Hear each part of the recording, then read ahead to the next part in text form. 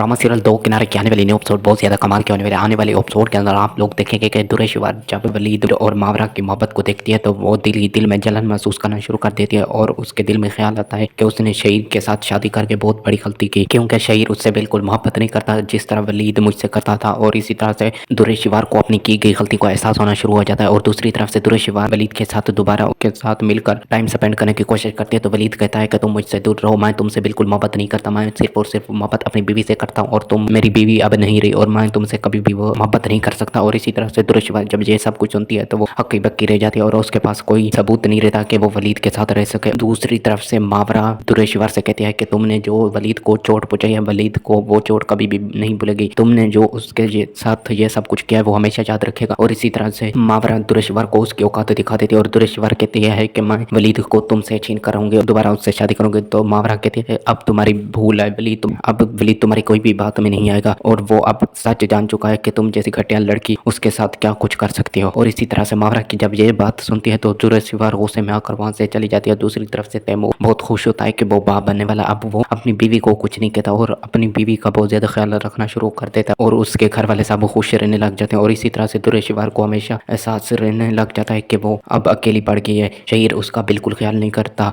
उसने शहीर से शादी करके बहुत बड़ी गलती करती है। इसी तरह से दुरेशिवार को माजी की गलतियों का एहसास होना शुरू हो जाता है। ये सब आपको ड्रामा सीरियल दो किनारे के आने वाली एपिसोड में मालूम होगा।